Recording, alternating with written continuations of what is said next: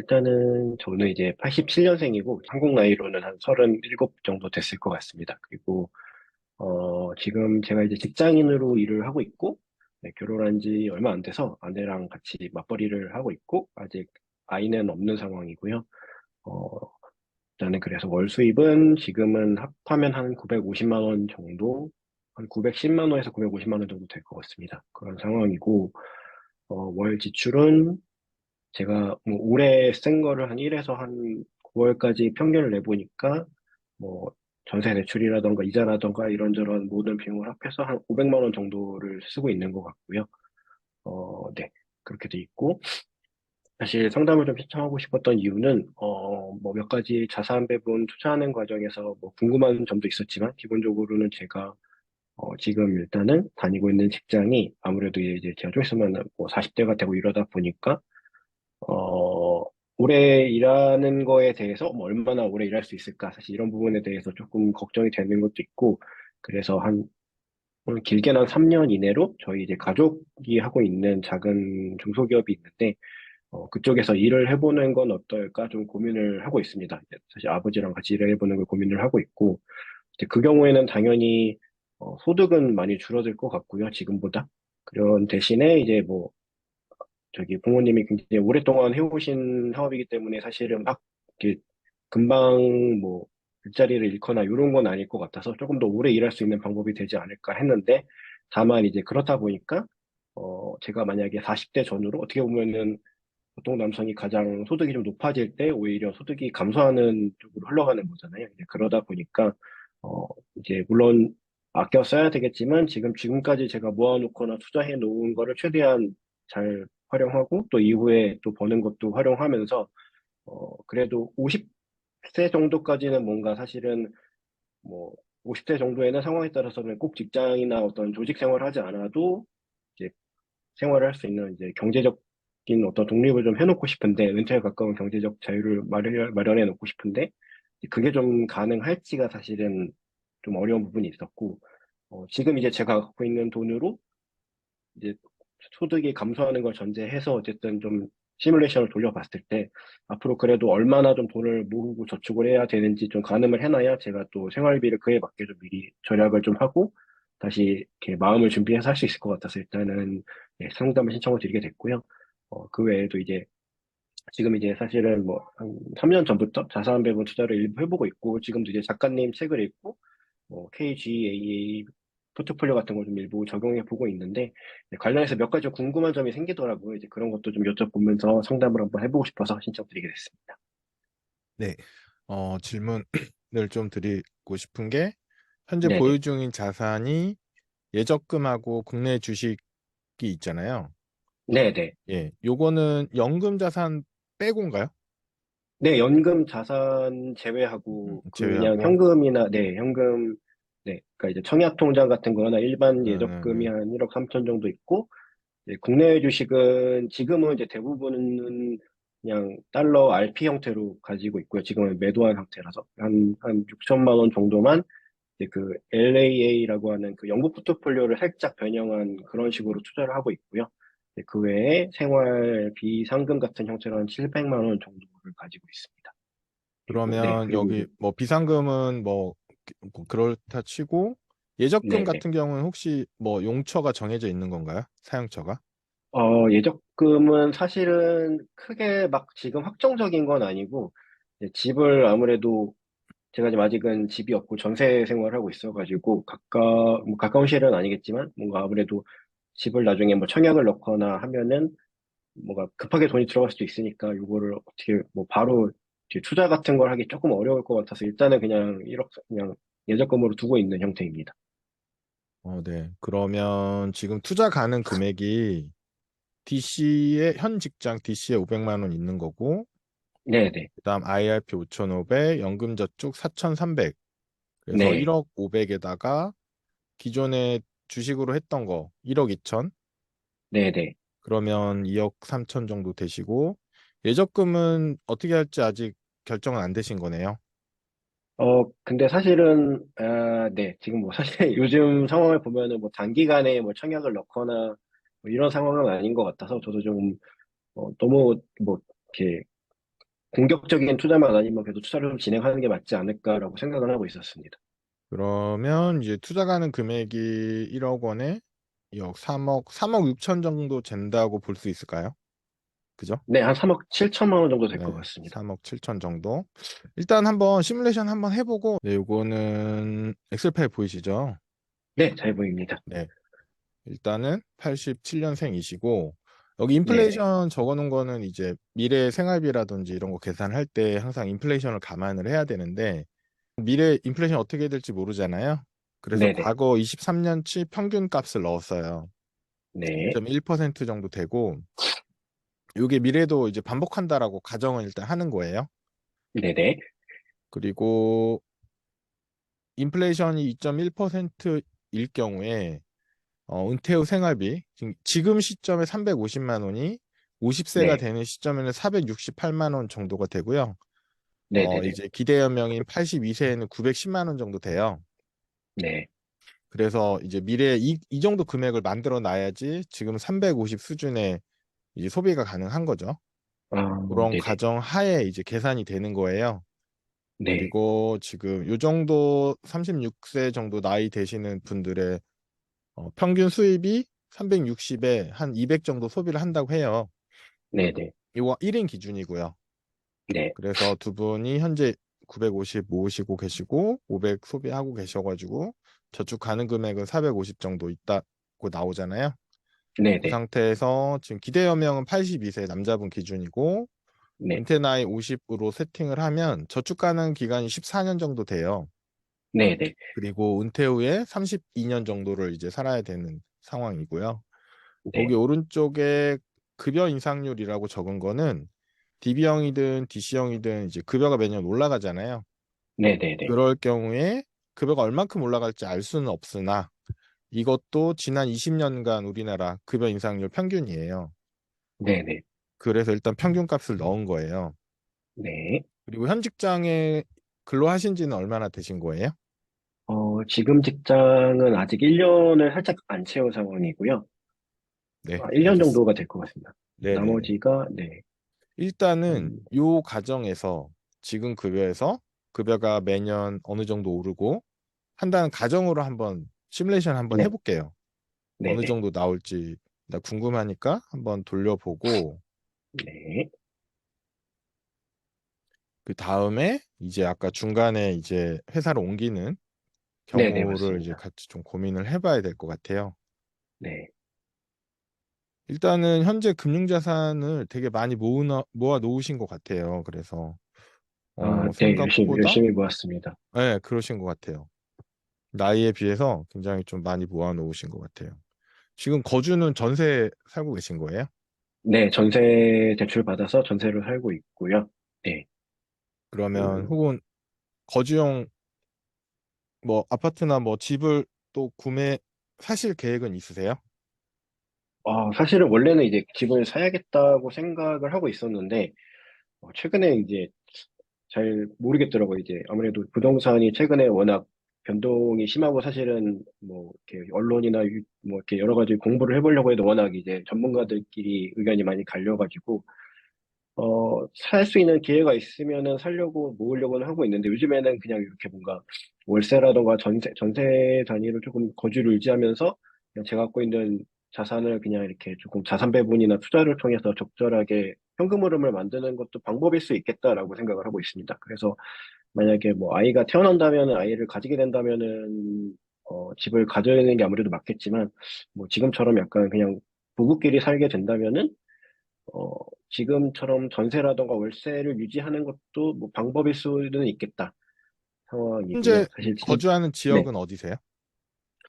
지금 경기도입니다. 부모님도 그 동네 사세요? 네네. 부모님도 같은 지역에 계세요. 아, 그 그래서 부모님이 하시는 그 사업도 그 동네에 있는 거고요.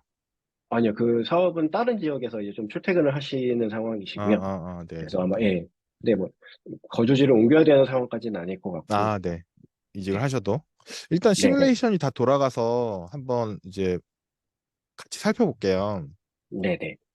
일단은 어 지금 현재 350 수준으로 돈을 쓰고 싶으면 인플레이션 네. 감안했을 때 50세에는 한 470 정도 써야 되는 네, 거고, 있어야 되는 거고, 이제 80대가 되면 900만 원 정도 필요한 거고요. 네, 네. 요거를 이제 은퇴 나이 시점에 한 25억 정도가 있어야 돼요. 네. 25억 8천 맞아요. 정도가 있어야 되는 거고, 네, 그리고 요걸 현재 시점으로 이제 50세까지 아직 많이 남았잖아요. 현재 그쵸. 시점으로 네. 이제 역산하면 19억 정도. 그러니까 지금 19억. 아, 현재 가치로 19억이요. 네. 그러면 이제 아, 50세에는 25억 네. 정도가 있어야 마, 되는데 아직 없으시잖아요. 맞습니다. 많이 모아야 네. 되겠네. 네네. 그래서 이거를 모으는 방법이 이제 여러 가지가 있는데 예금으로 하게 되면 이제 네. 예금 금리는 3.3%라고 가정을 했어요. 이것도 지난 음, 23년간 평균. 네. 네, 그래서 이렇게 가정했을 때는 뭐 한 달에 294만 원 저축을 하시면 돼요. 네네. 그러면 194만 지금은 원씩. 저축 가능 금액이 450 정도 있으니까 네. 여기서 직장 생활 계속 하면서 두 분 다 같이 이제 50세까지 일하면 이 저축 금액도 매년 인플레만큼 추가로 적립한다는 가정이 아, 있어요. 같이 올라가는 거군요. 네네. 네네네. 2% 정도는 더 저축을 해야 된다는 거고, 물론 네. 급여가 이제 한 4%대로 올라가니까, 네. 뭐 즉 급여도 어느 정도 항상 올라가기 때문에 네, 네네. 그런 가정이 있는 거고, 그 294만 원은 진짜 투자 나 진짜 하기 싫다. 그러면 예금으로 하셔도 어, 가능은 하신 거죠. 어쨌든 저축을 계속 하면은 투자를 굉장히 그냥 보수적으로 해도 일단은 진행은 가능하다일 수도 그렇죠. 있겠네요. 네. 투자를 네네. 아예 안 해도 되는 거니까. 아, 네, 그쵸. 저 네, 지금 저축은 이건 투자, 예금만으로도 된다는 아, 거예요. 네. 이제 오른쪽 두 번째는 DC 계좌에 있는 돈도 굴리고 여기 네. 3억 7천만 원도 다 굴려서 여기 네. 지금 6% 수익률로 계산했어요. 네네. 좀 보수적으로 했죠. 네. 보통 모두 다 굴렸을 때, 네, 다 굴린 거. 아, 다 네네. 굴린 거고 6% 수익률로 했을 때 추가 투자금은 없어요. 네. 그러니까 제가 갖고 있는 모든 금융자산을 연평균 6%로 계속 수익이 투자를 할 나면 수 있을 때, 네, 네, 하면은 일단은 지금은 추가적인 어떤 돈을 더 투자 공급할 안 필요는 해도 없는 거. 되는 거예요. 네. 그리고 오른쪽에 어, 있는 거는 이제 DB 계좌인 경우에는 이제 조금 다르죠. 네, DB 계좌인 경우에는 급여 인상분만큼 늘어나는 네, 구조잖아요. 네, 네, 그래서 여기 4.5%로 늘어난다라고 가정을 한 거고 네, 네. 이때는 이제 일반 계좌에 있는 3억 7천을 6%로 굴리게 되면 한 달에 5만 원 정도를 더 투자를 해야 된다는 결론이 나와요. 네, 네. 그래서 예금으로 할 거냐 투자로 할 거냐는 사실은 지금은 선택하셔도 돼요. 아, 가능하잖아요. 그죠? 네, 그죠. 가능은 할 수 있겠네요. 네네네. 그러니까 투자는 심지어 추가로 돈 안 넣어도 돼요. 왜냐하면 기존에 지금 많이 있는 모아 거는, 놓으셔가지고 네, 네, 이거 하고 이제 DC에 있는 것만 돌리면 네. 네, 노후 준비 가능한 거죠. 아, 그럼 어쨌든 만약에 제가 요 시나리오로 하려면 어쨌든 거주를 위한 비용은 생활비 내에서 축적을 하거나 아니면은 집을 구매하기 위한 별도의 돈은 따로 또 마련해야 되는 상황이 일단은 될 수밖에 없긴 하겠네요. 어쨌든 제가 자가가 없기 때문에. 맞아요. 그래서 이걸 아, 어떻게 네네. 해석할 수 있냐면 투자를 위한 그러니까 지금까지 모아 놓은 거랑 이제 DC 네. 앞으로 굴릴 거 네네. 그것만 해도 노후 준비 됐어요. 네. 그죠? 현금으로, 네네. 네, 생활비를 현금으로 위한 준비는 네, 됐다. 현금으로는 다 준비됐어요. 그러면 네네. 다른 말로 하면 이 450만 원을 가지고 네. 자녀 교육비나 네. 주택 마련에 다 아, 써도 된다는 얘기예요. 아, 그렇죠? 네. 그 그렇게 될 수도 만약에 있겠네요. 만약에 투자를 안 하고 예금만 한다고 하면 네. 450 중에 300을 예금을 해야 되니까 운용할 나머지 수 있는 150을 갖고, 가지고 할 수밖에 없는 네. 거죠. 아, 그러니까 투자를 하는 게 확실히 좀 유리할 것 같고요. 네네. 오른쪽에 있는 그래프는 위에 있는 게 예금인 경우고 예금으로 할 네네. 경우에는 퇴직하는 50세까지 약 16억 정도를 모아야 되는 거예요. 네. 모아야 되는 금액이 많은 거죠. 네네네. 네, 더 많이 모아야 되고 그다음에 소비를 하기 시작하면 수입이 네. 없어지면 이제 잔고가 훅 주는 거예요. 이렇게. 이제 음, 투자를 하게 되면 모아야 되는 금액이 일단 부담이 적죠. 네. 네, 그리고 그리고 이게 기울기도 은퇴하고 낮아지고요. 네, 여기 계속 수익이 나기 때문에 그걸로 생활하기 때문에 이렇게 평평하게 가는 구간. 있는 아, 거고요. 네네. 그리고 여기서 지금 이제 이거는 50세 퇴직을 가정한 거잖아요. 네네. 그래서 다른 나이로 하면 어떻게 되나도 이제 같이 계산을 했어요. 아, 네, 감사합니다. 여기 보시면 지금 50세 기준일 때 아까 보셨던 그 결과가 나온 거고, 네. 더 빨리 하면 어떻게 될까를 하는 거예요. 네. 만약에 45세에 퇴직을 하게 되면 투자로 한 달에 170 정도를 투자를 굴리시면 아, 45세에도 은퇴가 가능하죠. 계속 지금부터 한 180만 원씩 추납을 하면서 포트폴리오를 굴리면은 그쵸. 45세에도 은퇴가 가능할 수는 있다. 요 네, 말씀이시군요. 그쵸. 아, 네. 이거를 다른 말로 돌려보면 네네. 투자를 적극적으로 하면 아까 말씀하신 40세에 이직하는 거 있잖아요. 네네네. 그걸 하셔도 되죠.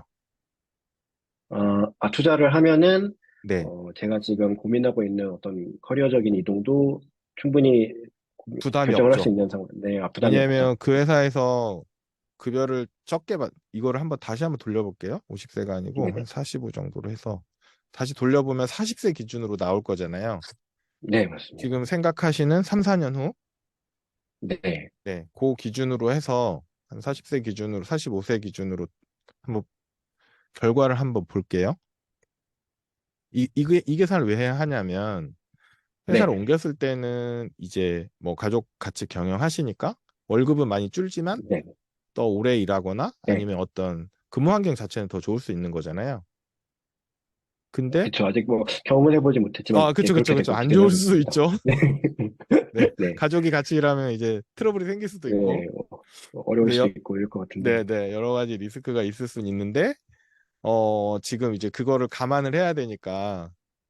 네네. 그래서 이걸 시뮬레이션 한번 돌려보고, 어느 정도 아, 수준인지 한번 보는 거죠. 그러면 어떤 게 있냐면, 만약에 내가 내 노후 생활비를 별도로 네. 준비할 수 있다고 하면, 음, 가족 회사로 갔을 때, 거기서 큰 돈을 안 받아도 부담이 없는 거죠.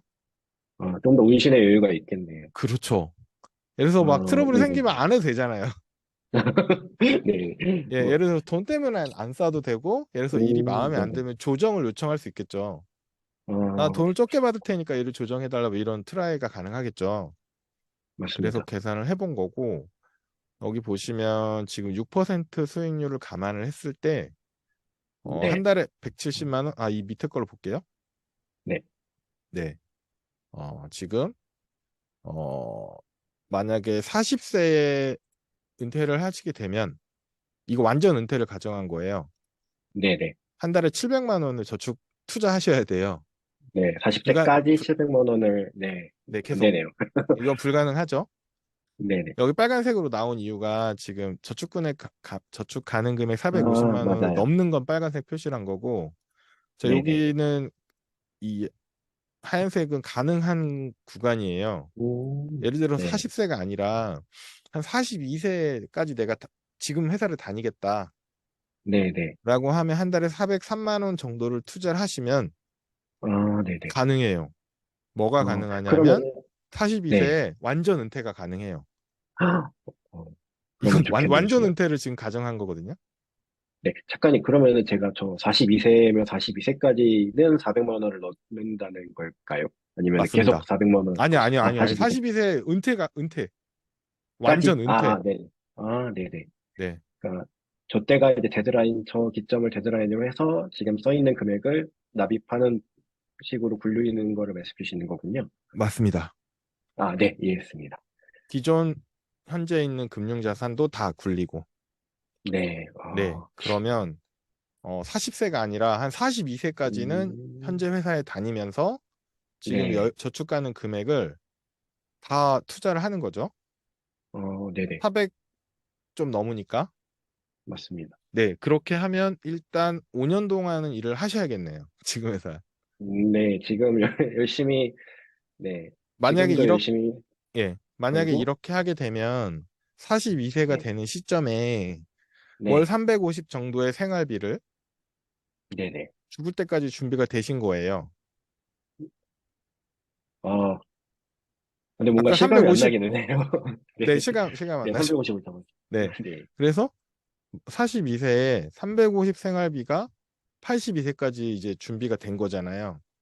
네네. 그러니까 이 나이에 진짜로 이게 준비가 됐네라고 생각이 드시면 이직을 네, 하시는 거죠. 그러면은, 이직을 네, 해서 거기서 받는 생활비는 아니 네, 월급은 또 투자를 월급이나 혹은 하거나, 아내분이 다니는 직장에서 받는 돈은 지금 여기에 네. 하나도 계산이 안 돼 있잖아요. 42세 이후는. 이거 다 돈 아, 찾아 네, 쓰는 거 가정한 거예요. 그쵸, 네네. 네. 그래서 여기 보세요. 음, 그래프 다시 보여드리면 여기 지금 42세, 이건 45세인데 어쨌거나 네네. 42세부터 돈을 추가로 저축을 안 한다고 가정해서 뽑은 거잖아요. 네, 맞습니다. 그러면 그때부터는 만약에 이직을 하시고 월급이 100만 원으로 줄어도 아내분이 음, 버시는 거 혹은 아내분도 은퇴를 하셔도 되고 그다음에 이제 네네네. 두 분이 버시는 거는 어떻게 활용하셔도 되는 거예요. 음, 그러면 그 이제 조금 더, 네네. 조금 더 하시게 그, 되면 예를 들어서 노후 생활비가 350이 아니라 더 많이 쓰는 것도 계산해 볼 수 있겠죠. 그럴 수도 있겠네요. 네. 그래서 그, 운신의 폭이 굉장히 넓어져요. 지금 더 열심히 일하고 더 열심히 모아놔야 사실 다음 행보를 조금 더, 네, 자유롭게 할 수 있는 상황이 되겠네요. 어떻게 굉장히 보면은. 자유롭죠. 근데 사실 이 정도 많이 모아놓으신 분이 없어요. 네. 네, 여태까지 네, 상담하면서 처음 봤어요. 감사합니다. 근데 그러시니까 항상 이제, 42살에도 은퇴가 네, 가능하다라는 계산이 나오잖아요. 네네. 네, 이게 5년밖에 안 남았으니까 사실 눈 감고 하면 되죠. 이게. 사실 그리고 이게 집이 없다 보니까 사실 뭔가 안 될 것 같다는 생각을 계속 하고는 있었거든요. 이게 여기서, 네. 물론 근데 집을 또 주택 사면 다른 문제긴 한데, 네, 그래서 주택 문제를 만약에 집을 뭐 네, 주택이 사실은 이제 금액대가 워낙 다양하잖아요. 맞습니다. 뭐 신축으로 가느냐, 신축 아파트 가느냐, 아니면 구축 빌라로 가느냐에 따라서 금액 차이가 너무 많이 나서 이게 네네, 표준화된 솔루션은 없고 네. 사실 의사결정을 하셔야 되는데 예를 들어서 뭐 이런 것도 가능할 수 있어요. 예를 들어서 현재 있는 금융 자산 중에 한 반은 이제 주택 구입용으로 빼고 네. 나머지 투자하겠다. 아, 그러면 한 2억은 빼놓을게요. 네, 그럼 1억 7천만 가지고 굴린다라고 가정을 한 거예요. 네네. 그리고 투자 아, 수익률은 8%로 한번 잡아볼게요. 네, 더 적극적으로 해서, 네, 네. 네, 보통 이제 7, 8% 정도 얘기를 하니까 네네. 그래서 좀 신경 써가지고 투자를 했다라고 가정을 해서 한번 돌려보면 일단 금융자산 자체가 줄어들었기 때문에 어떻게 결과 나올지 저도 궁금하긴 한데 네. 저축을 더 하라고 하거나 아니면 은퇴 시기가 늦어지거나 뭐 이렇게 나올 거예요. 근데 아마도 결과 한번 보시죠. 네. 네. 많이 달라질 건가? 근데 많이 달라져요. 왜냐하면 네, 굴릴 돈이 당장 줄어들었기 때문에 네네. 이제 저투자 금액이 훨씬 더 커지고 더 네. 늦어지고 이럴 수 있어요. 음, 그러니까 집을 마련하는 것도 선택을 한다면 어쨌든 은퇴를 좀 더 늦추고 일을 더 해야 되는 상황이 어쨌든 될 수밖에 없는, 네. 네, 근데 좀 조율을 해야 되겠군요. 다른 결론이 나왔어요. 보세요. 네. 아까는 42세에 잠시만요. 계산이 다 안 끝난 것 같아요. 네. 지금은 1억 7천, 아까는 3억 7천이었잖아요. 네. 근데 지금 1억 7천이고 수익률을 8%로 바꿨거든요. 네네. 그 183만 원 정도 나왔어요. 아까는 여기 42세에 400만 원이 넘었잖아요. 맞습니다. 금액이 더 어? 줄었어요. 줄어들었네요. 네. 그 2% 차이가 되게 크네요. 엄청 커요. 네, 네, 그게 엄청나네요, 엄청 정말. 커요. 네. 어, 그래서 수익률 신경 써야 되는 거고, 아까 예금은 음, 3.3%라고 했잖아요. 네네. 네, 예금으로 하면 이제 답이 안 나오는 상황이지만, 아까 6%나 혹은 8% 이렇게 하게 되면 충분히 가능한 네. 상황이죠. 음, 네. 그러면 오히려, 2억이 생겼으니까 주택을 마련할 때, 네네. 뭐 예를 들어서 뭐 4억짜리 아파트면 2억 들어가고 담보 대출 받아가지고 들어갈 수도 있겠죠. 네, 지금 맞습니다. 아마 현재 소비 금액 중에 뭐 전세 대출 이자 같은 게 나가고 있으니까 그거는 네네. 이제 조율해서 맞춰보시면 될 것 같아요. 아, 네, 맞습니다. 그러면 이제 주택 구입의 가능성도 이제 생겨나죠. 네네. 네. 그렇게 그리고, 하면 확실히 조금 더 고민해 볼 수 있을 것 같아요. 네네네. 그러면, 그래서 이제 투자를 안 하고는 사실 진짜 답이 음, 없고요. 네, 예금은 투자를 해야 정말, 되겠네요.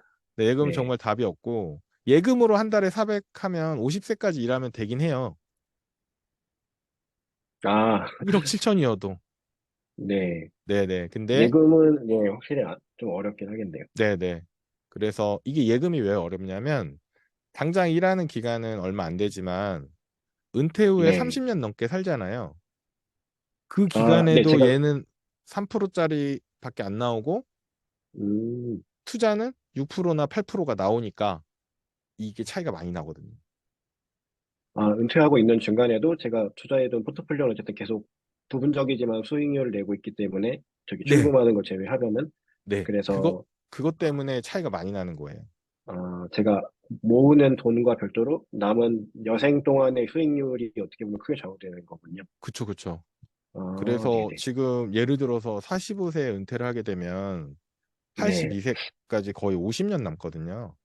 네네. 50년 동안 돈이 어, 굴러가면 뭐라도 되거든요.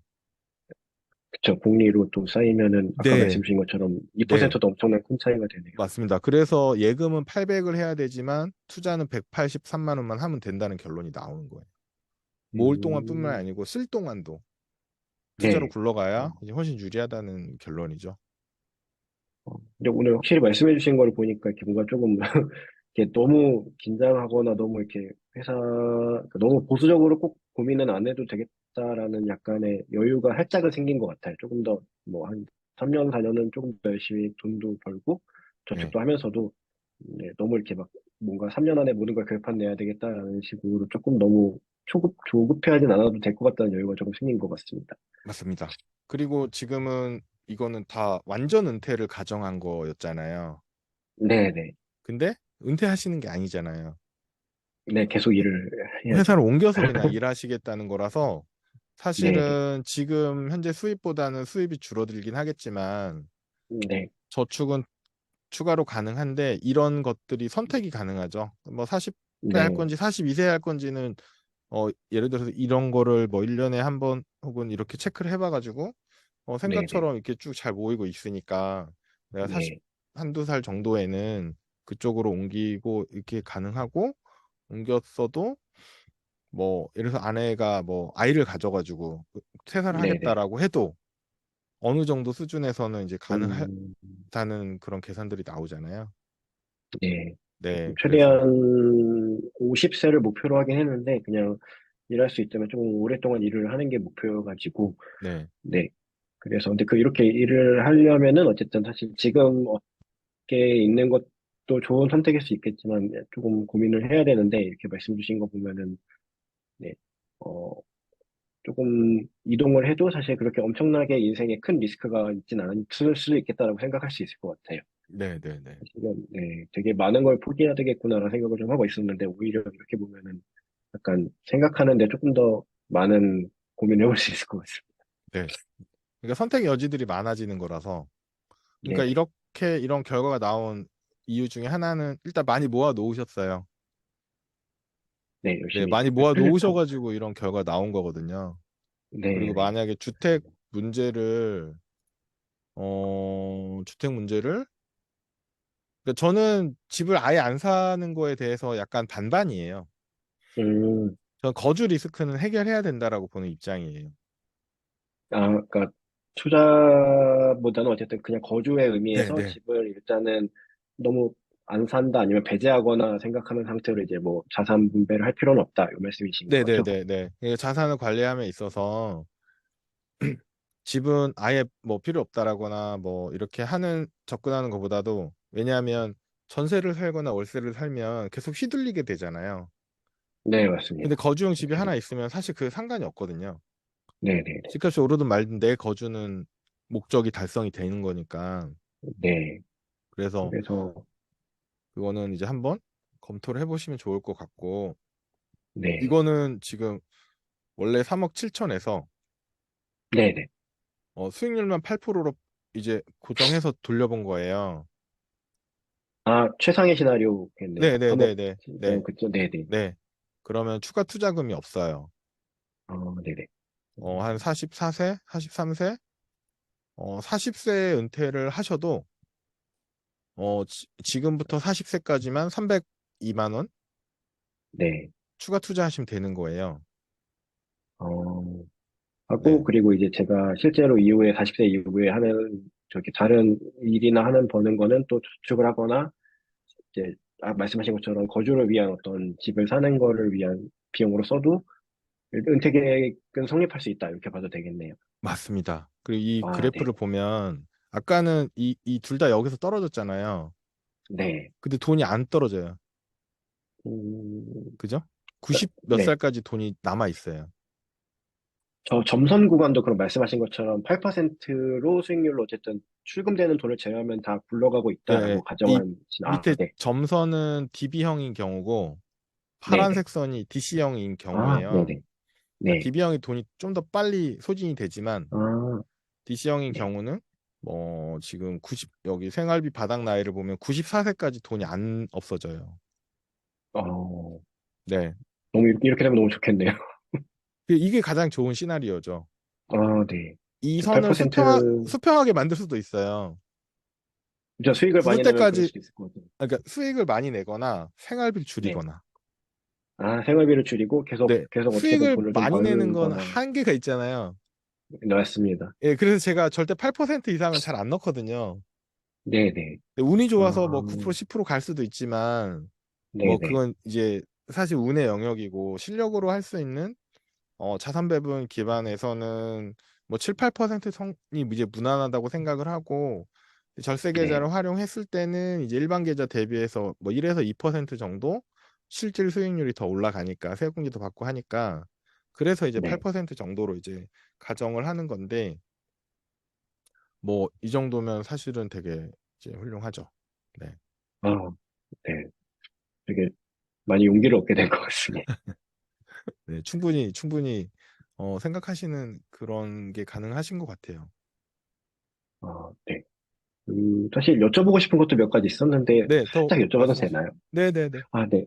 사실은, 근데 이제 지금 아까 제가 3억 7천만 원 어쨌든 제 이제 금융자산을 따져보면 제 대부분은 현금에 좀 많이 아직은 놓여 있는 상태거든요. 그 중에 하나가 이제 제가 얼마 전에 이직을 하면서 전 직장에서 있던 퇴직금 같은 거를 DB형을 이제 IRP로 이전을 받은 건데, 근데 이게 조금 고민되는 게 이제 작가님께서 책에서 소개해 주신 뭐 KGA 펀드 같은 거, 이제 그런 포트폴리오나 뭐 그런 걸 좀 채택해서 넣으려고 하고 있는데, 아무래도 이제 이게 항상 저희가 그러니까 시간을 나눠서 분산 투자해라 이런 말을 많이 듣잖아요. 분할 매수해라 그러다 보니까 제가 아무래도 5천만 원이라는 거를 뭔가 한순간에 다 매수하기는 너무 불안하기도 해서 막 분기 단위로 한 1,000만 원씩 넣을까 하고 있는데 뭐 500만 원이나 근데 그렇게 해도 좀 너무 오래 걸리겠다는 생각이 좀 들더라고요. 그래서 사실 이렇게 제가 아무래도 돈을 굴리다 보면은 시간을 쪼개서 넣는 게 맞는 건지 아니면 사실 이제 작가님 책을 읽는 도중에 어쨌든 자산 배분 자체가 이미 사실 자산에서 이 리스크를 분리한 게 있기 때문에 사실 시간적인 배분을 그렇게 기계적으로 하는 거는 크게 의미가 없을 수 있다라고 이제 그런 일시매수나 거시직 투자나 사실은 그런 의의가 있다라고 봤던 게 되게 기억에 남아가지고 그래서 그렇게 한 번에 좀 큰 돈을 그냥 자산 배분 포트폴리오 하면 한 번에 다 일시 매수를 해도 그렇게 조금 위험한 것이 아닐까 좀 그게 궁금하긴 했었거든요. 네, 그게 좀 제일 여쭤보고 싶었습니다. 네. 책에서도 이제 설명을 드렸지만, 어, 수리적으로 좀 따져보면, 분할 매수랑 일시 매수랑 차이가 없어요. 그러니까 시간을 나눠서 분할 매수하는 거랑 일시에 예, 전체 한 돈을 번에, 다 네, 납입하는 거랑. 들어가는 거랑, 예, 약간 케이스 바이 음, 케이스거든요. 예를 들어서 올 네네. 초라고 만약에 생각을 해보면, 네. 이직해서 IRP로 받은 시점이 작년 말이나 올 초라고 하면, 한 번에 네, 들어가는 올해 게 한 유리하죠. 1월, 네, 1월 네. 달에. 1월 달부터 상반기에 굉장히 많이 좋았거든요. 올랐으니까요. 네, 네, 사실. 근데 그때 이제 저는 나눠서 넣어가지고 사실 좀 지금 많이 후회를 했었거든요. 사실. 맞아요. 그러니까 그때 항상 넣었으면 되게 네. 기회비용이라는 게 있어서, 그러니까 네네. 기회 이익은 뭐냐면 떨어졌을 때 분할 매수하면 더 살 수 있다, 뭐 이런 게 있잖아요. 네네, 그래서 이제 맞아요. 분할 매수하라라고 이제 많은 사람들이 얘기를 하는데 그 반대일 수도 있거든요. 기회비용이 음, 발생하기도 해요. 어, 그러면은 이렇게 제가 처음에 얘기 드렸던 것처럼 이미 사실 자산 배분 포트폴리오가 자산을 사실 여러 가지 상호작용을 생각해서 상관관계를 생각해서 배분해 놓은 거기 때문에 시간까지 그렇게 기계적으로 분리할 필요가 없는 것도 맞다라고 생각해도 괜찮을까요? 사실 대부분 다른 그렇죠. 유형의 자산 배분을 할 때도 이렇게 사실 언제 어떻게 넣어라 이런 거는 사실 설명이 없는 경우가 꽤 많아가지고 좀 네. 고민이 되긴 그러니까 했었거든요. 보통 분할 매수를 이제 얘기하는 분들이 이제 펼치는 논리가 뭐냐면 뭐 평균 매입 단가 인하 효과라는 걸 이제 설명을 해요. 그러니까 네네. 내가 이거 한 종목 혹은 한 펀드 이런 것만 할 때는 그게 논리가 맞을 수가 있어요. 네. 계속 아, 나눠서 네. 사니까 뭐 쌀 때 사면 평균 매입 단가가 낮아지는 거고 혹은 음, 비쌀 때 사면 평균 매입 단가가 높아지거든요. 근데 네. 항상 리스크를 대비를 해야 되니까 이렇게 분산해서 음, 사면 좋다라고 얘기를 하는 건데 자산 배분 투자 같은 경우에는 일단은 어느 시점이 쌀지를 알 수가 없다는 게 첫 번째. 그걸 음, 받아들이는 거고 이걸 거꾸로 네네. 얘기하면 지금이 제일 쌀 수도 있거든요. 그쵸. 오를 수도 있고 내릴 수도 있으니까요. 네. 자산 배분 전략 아, 자체도 쌀 때가 있고 비쌀 때가 있어요. 네.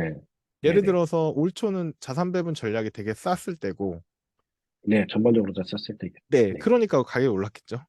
전략 네네. 자체도 전략의 수익률도 네. 좋았겠죠. 뭐 네네. 2022년 1월은 비쌀 때였겠죠. 네, 지금 많이 떨어졌겠네. 네네네. 그때 넣었으면 떨어졌겠죠. 근데 이제 네. 접근하는 방식 자체가 그 타이밍을 모른다라고 음, 접근하니까 네, 음. 분할 매수를 추천하진 않죠. 어, 그러면 작가님 혹시 제가 예를 들어서 동일한 KGA 뭐 성장 포트폴리오를 5천만 원으로 투자한다고 했을 때 이걸 5천만 원에 한 계좌에서 운영하는 거랑 1천만 원씩 5개 계좌로 나눠서 5개 뭐 리밸런싱 기간을 다르게 운영하는 것도 사실은 실질적으로는 의미가 없는 행동일 수도 있겠네요. 그냥 한 번에 모아서 하는 게 오히려 효율적일 수도 있겠네요. 네, 리밸런싱 기간을 다르게 하는 거는 그렇게 큰 차이는 안 날 거예요. 그렇군요. 네. 그, 엄청 귀찮은데 네, 그렇게 큰 차이는 안 날 네. 거예요. 귀찮고 번거로운 거 대비 사실 대비. 효과나 실질적인 네. 의미는 없을 수도 있다. 네. 네네네네. 그렇게 큰 차이는 안 날 네네. 거고, 일단은 이제 그거보다 훨씬 중요한 게 절세 계좌에서 하는 건 확실히 효과가 있어요. ISA나 아니면은 ISA도 좋고, 연금 계좌 네. 같은, 네. 어, 그건 명확해요. 그 네네. 계산상으로도 딱 나와요. 얼마나 음, 유리한지가. 네. 그 그러면, 안에서 그 일반 계좌에서 뭐 리밸런싱 조건을 달리하고 뭐 이렇게 아이디어를 써도 그렇게 네네. 확실한 개선 효과가 안 나올 수 있는데 네. 연금 절세계에서 하는 건 확실히 효과가 나오니까 네네. 그걸 신경 쓰는 어, 게 훨씬 좋죠. 오히려 그런 이제 분할 매수나 다른 계좌로 분리하는 것보다는 그냥 실질적으로 거래 비용을 줄일 수 있는 수단을 좀 찾는 게 가장 오히려 베스트일 수 있다. 이렇게 네, 이해를 해도 될까요? 세금 절세가 가장 큽니다. 거래 비용보다. 음, 네, 절세 효과가 그러면 가장 이제 커요. 가족의 연금 계좌나 이런 걸 이용해서 같이 투자를 하는 게 어떻게 보면 가장 좋을 수도 있겠네요. 이렇게 뭐 그게 아내의 베스트예요. 연금 계좌. 네, 아, 그게 네네. 베스트예요. 그 내 거 네. 연금저축 IRP, 네. ISA, 아내 거 3개. 네, 이렇게 하는 게 그렇게 다. 베스트입니다. 그러면 연금저축에 1,800까지 넣을 수 있잖아요. 네네, 맞습니다. ISA 2,000. 그럼 한 사람이 네. 3,800이에요. 그러면 네. 배우자까지 하면 7,600이에요. 거의 1억 원 가까이, 1억 네, 원까지는 아니지만 네, 그래도 네, 8천만 네, 원 네, 가까이 네, 네, 있는, 네. 절세 계좌를 넣을 아, 수 있잖아요. 네네. 그걸 이용하는 게 가장 좋습니다. 음, 네. 네. 사실 절세 계좌는 생각을 크게 못하고 있었는데, 말씀 들어보니까 절세 계좌를 좀 신경 써서 확인을 해봐야 될 것 같습니다. 그 전략을 개선하는 것보다 네. 절세 계좌 이용하는 게 훨씬 유리해요. 네. 왜냐하면 사실 명확하게 1, 2%가 좋아지거든요. 절세 효과를 통해서요. 예. 일반 계좌 대비. 네, 이거는 뭔가 안다고 생각했는데, 실제로는 안 하고 있었던 거라서 조금 약간 반성을 해야 되겠네요.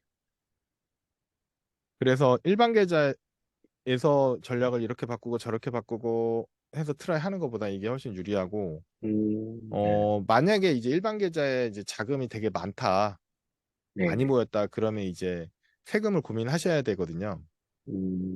네. 예를 들어서 아까, 네, 예를 들어서 뭐 심플하게 자산 배분 투자로 뭐 10% 수익이 난다라고 가정을 하면 네, 2억이 있으면 2천만 원 수익 나잖아요.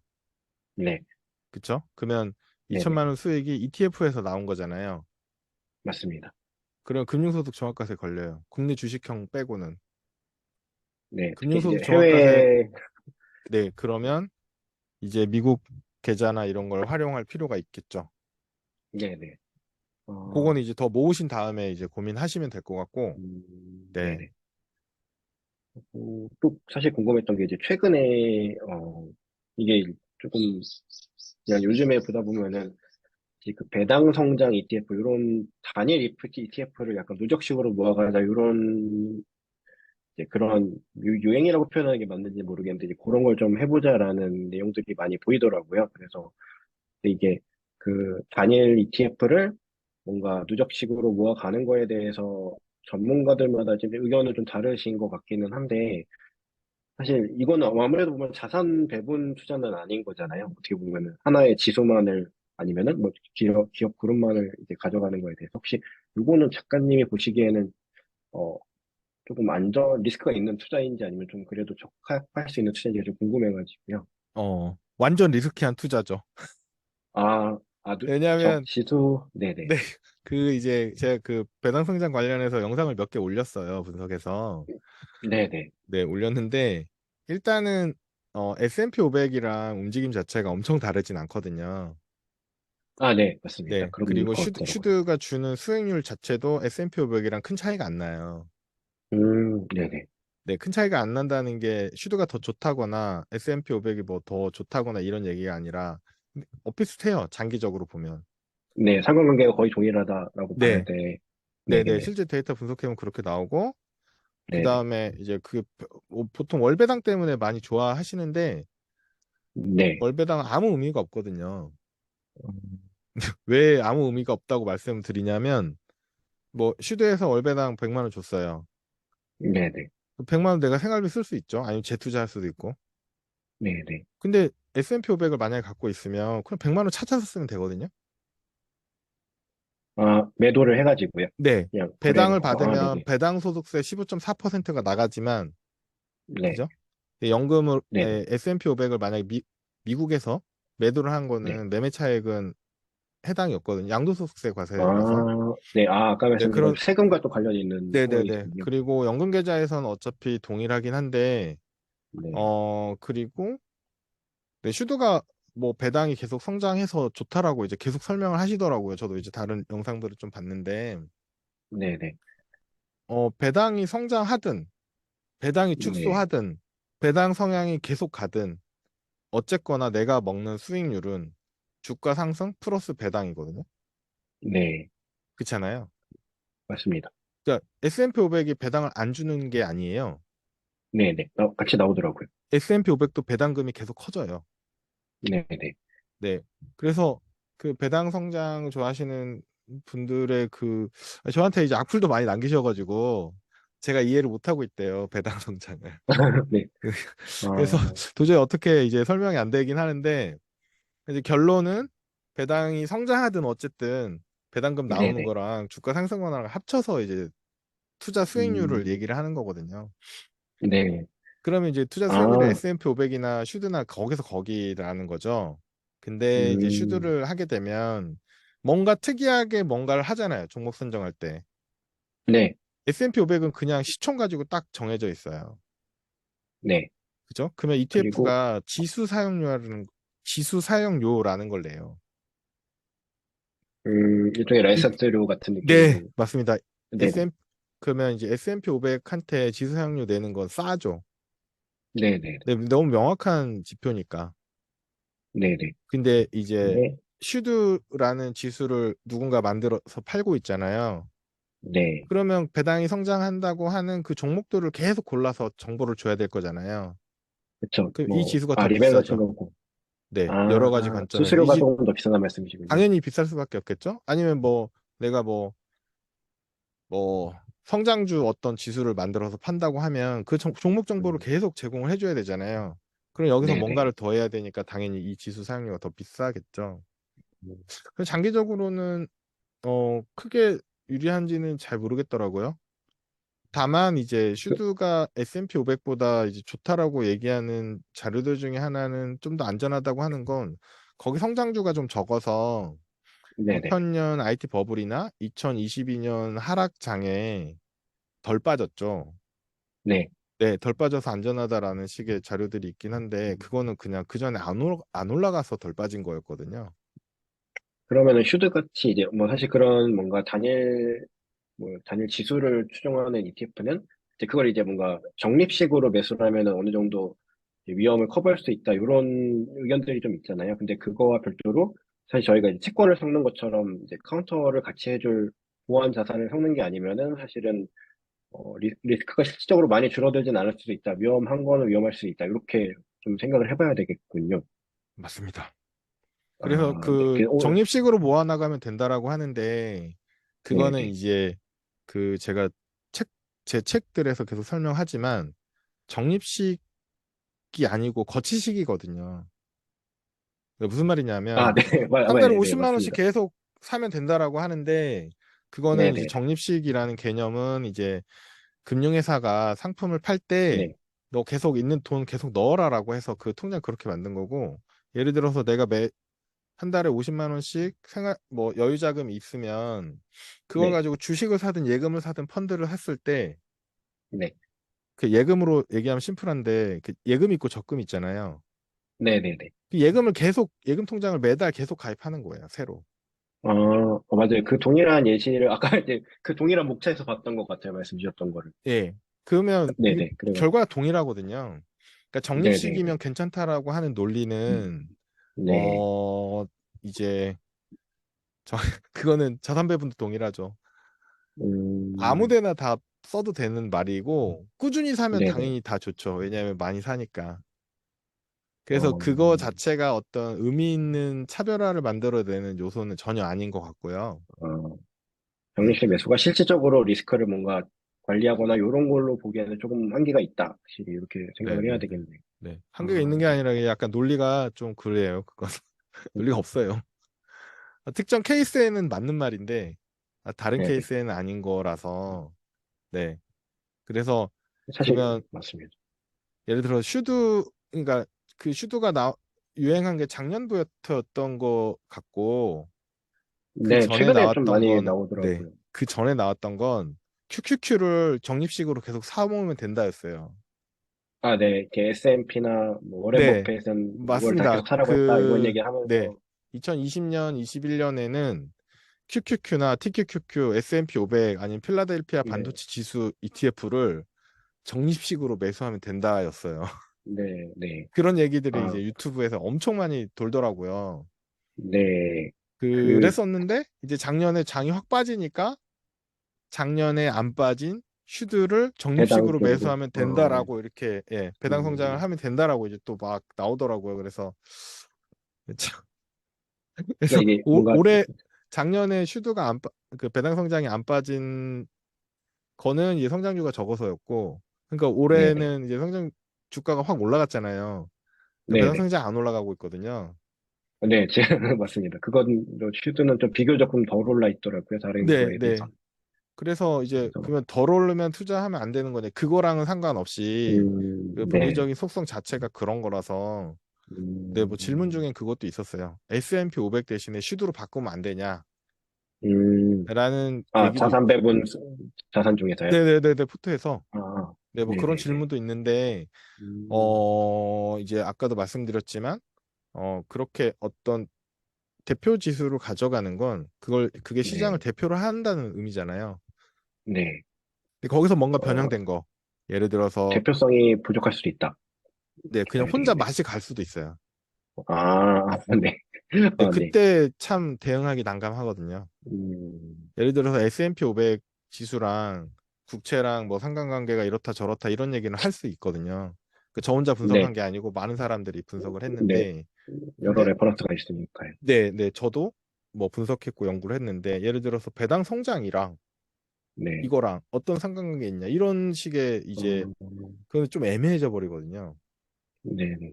그리고 배당 어, 성장 주식들이 또 어떤 애들이 또 편입되느냐에 따라서 그 지수의 성격이 또 달라지기도 하고, 음, 네. 그 어, 비슷한 질문을 굉장히 많이 할 수 있어요. 배당 성장 네, 하나뿐만 아니라 기술주를 하면 어떠냐 이런 걸 할 수도 있겠죠. 음, 네네, 아니면 뭐 국내로 치면 이제 삼성그룹주를 하는 게 어떠냐 이런 식의 질문들 변형돼서 계속 음, 나올 수 있는데 그거는 그냥 본인이 그걸 좋아하면 그냥 하면 되는 음, 거라서 네, 일단 슈드는 그, 저도 분석을 해봤는데 특별한 메리트를 저는 못 느꼈다. 그렇군요. 네, 그 사실은 뭔가, 순정이 제일 비용은 싸니까. 네. 그 영상을 여러 개가 이제 많이, 이렇게 여러분들이 많이 비슷한 얘기를 하다 보니까 약간, 정말 그런 건가 하고 약간, 좀 약간 솔깃할 때가 있더라고요. 솔직히 말하면 맞습니다. 솔깃한데, 사실은, 네, 네. 근데 솔직히 이제 그런 단일 ETF에 투자하더라도, 저희가 이제 생활비로 쓸 만큼의 어떤 실질적인 배당을 얻으려면 굉장히 큰 돈을 투자해야 되더라고요. 사실 배당 성장이 지금은 높은 편은 아니어가지고. 그래서 이게 뭐 의도치 않게 뭔가 자산 배분 아니냐, 자산 배분과 아니면 이런 단일 ETF 둘 중에 하나를 뭔가 선택해야 되는 뭐 의도한 건 아니지만 그런 상황이 가끔 있어서 뭔가 사실 또 그런 스토리텔링에서 따고 솔깃하는 게 있어서 이런 거에 대해서 뭐 작가님 의견이 꼭 궁금해서 마지막에 한번 여쭤보게 됐습니다. 이게 네. 계속 나와요. 그런 어떤 음, 뭐랄까 알, 알아듣기 쉽고 하기도 쉽잖아요. 그걸 만약에 하게 되면 네, 실행하기가 그렇죠. 이해도 잘 따라하기 돼요. 굉장히 아, 쉽죠. 배당이 네, 계속 성장하는 좋은 주식들만 얘네가 뽑아주니까 그럼 네, 네. 적립식으로 계속 묻어두면 이런 저 뭐 음, 유튜버가 이제 시뮬레이션 해서 또 보여주잖아요. 네, 그걸 네. 보면 이거만 그냥 계속 하면 되는 거네. 실천하기도 음, 너무 쉬워요. 이해하기도 쉽고. 네, 그러니까 이제 보통 하는데 그게 되게 좀 위험한 것 중에 하나는 이제 그걸 진짜 장기적으로 실천할 수 있을까라는 그런 점. 네, 그래서 네. 불과 2, 3년 전에는 그게 이제 나스닥이었거든요. 네, 배당 뭐, 성장이 아니고. TQQQ 같은, 네, 네, TQQQ나 뭐 QQQ 가서 이제 뭐 무한 매수법 같은 것도 있었고 네, 되게 다양한 것들이 나오는데 저는 그게 안 된다라고 생각하진 않아요.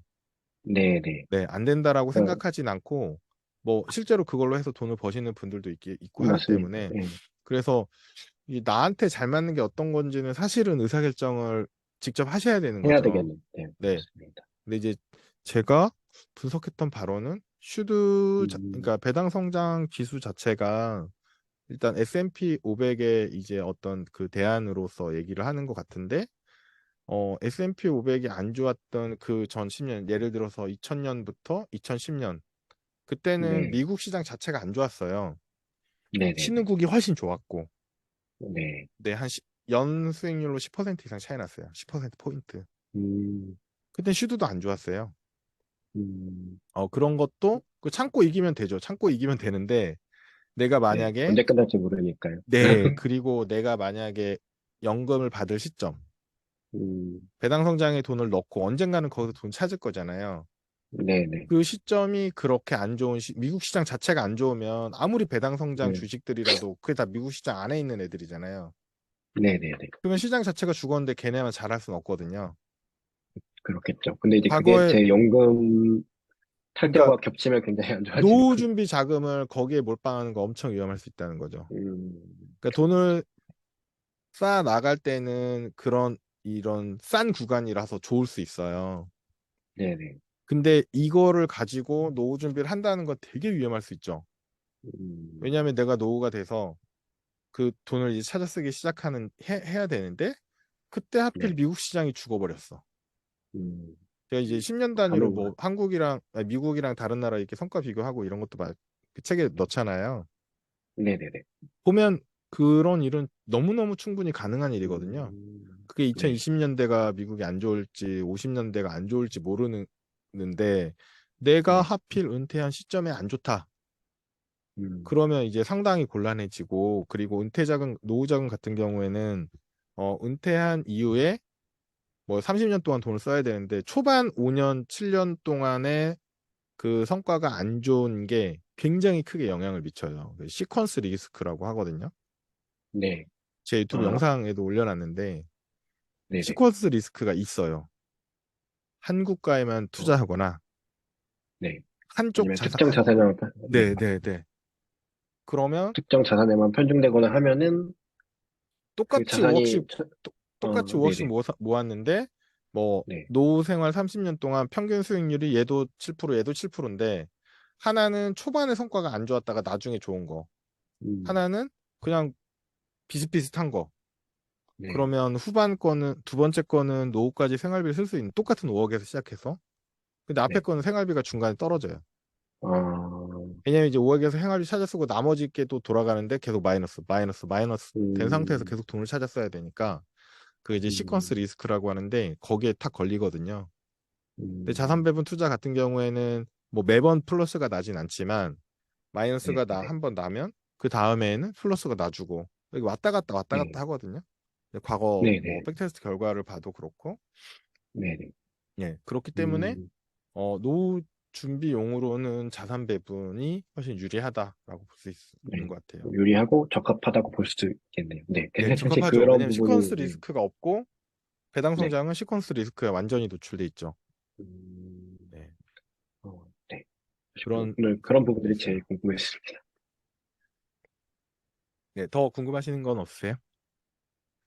어, 네. 오늘 뭔가 사실 이렇게 적어놨었는데, 그게 제일 궁금했어요. 그 세 가지가. 사실은 뭔가 당장 넣어야 되는데, 언제 넣어야 되나 고민을 하고 있었고, 그리고 말씀 주신 것처럼. 근데 이제 이런 약간 재무적인 고민일 수도 있고, 약간 인생 고민일 수도 있는데, 오늘 좀 얘기를 주셔서, 우리 어쨌든 결정이나 이런 거 제가 해야 되겠지만, 조금 더 이렇게 뭔가 이렇게 어디 몰린 것처럼 고민은 안 해도 되겠다라는 생각을 하게 돼서, 오히려 되게 많이 감사한 시간이었습니다. 저도 감사하고요. 그 이제 아마 배당 성장과 같은 어떤 핫한 유행 아이템이 몇 년 안에 또 네. 나올 거예요. 불과 2, 또 3년 바뀔 것 전에 같아요. 미국 3대 네. 지수에 적립식으로 투자해라가 정말 그런 아이템이었거든요. 네, 근데 이제 뭐, 그게 작년에 보니까 슈드로 바뀌었고 그 배당 성장으로 바뀌었고 그래서 이게 참 그럴싸하게 들리더라고요. 저도 들어보면. 네, 근데 음, 그런 단점들이 되게 많이 있어가지고 네, 네. 네, 예전에, 저도 이제 기억나는 게, 뭐 옛날에 액티브 펀드가 그러니까 몇 년 전에 뭐 갑자기 이름이 기억이 안 나는데, 그쵸, 그런, 아크, 네, 네, 아크 같은 게 유행할 때도 있었고, 되게 자주 바뀌는 것 같은데, 이게 또 막상 그 시기에 보면 이게 되게 말이 되는 것 같이 느껴지고, 이렇게 그쵸. 해야 되나 싶을 때도 있더라고요. 근데, 말씀하신 것처럼 조금, 뭐가 틀렸다 맞는다, 이런 건 아닌데, 적합한 거를 제가 좀 찾아서 제가 선택을 해야 되겠다는 생각이 많이 들었습니다. 오늘 네, 얘기를 하면서. 그래서 자기랑 잘 맞는 걸 찾는 게 좋은 것 같아요. 네, 약간, 네, 단일 자산만 움직이는 건 좀 불안하긴 하더라고요. 그래서 네, 저도 몇 번 따라해 보려다가 잘 안 돼서 결국은 이렇게 여러 가지 자산을 같이 두는 자산 배분 투자로 가는 게 제 성격에는 맞겠다 싶었고, 지금 또 오늘 상담하면서 그런 게 확실히 저한테 더 좋고 맞는 선택이겠다라는 걸 좀 확인한 것 같습니다. 그 자산 배분 투자하시는 분들 중에 2, 3년 되신 분들이 이제 수익 안 나고 심지어 마이너스 나고 네. 이런 분들 많이 있거든요. 그 이제 네, 요즘, 관련 영상도 올리긴 했지만 그러면 나 자산 배분이랑 안 맞아 이런 분들도 계세요. 네. 네, 요즘 채권이 많이 떨어져서 그게 좀 힘들더라고요. 채권이 많이 네. 떨어져가지고. 언젠가 또 그나마 알아지겠 네. 그거는 이제 충분히 가능한 거고 다만 시점도 모르고 하니까 뭐 채권을 넣었다 네네. 뺐다 하지 않는 거고 그 네네. 대신에 뭐 골드라든지 달러라든지 이런 다양한 네. 자산에 더 분산을 해놓는 거라서 네. 이제 그런 저는 이제 그렇게 생각하니까 그런 네. 얘기들을 이제 책을 통해서 말씀을 드리는 거라서 네, 최종 네. 선택은 이제 하셔야죠. 네. 네, 제가 또, 아무튼 네, 고민을 더 차분하게 해볼 수 있을 것 같아요. 사실은 뭐 시간이 막 엄청나게 부족하거나 많이 뭐 긴급한 상황은 아닌 것 같아서 네, 네, 네. 차근차근 해보고, 네, 항상 작가님 책 재밌게 읽고 있습니다. 네, 감사합니다. 네, 오늘 시간 내주셔서 너무 감사합니다, 작가님.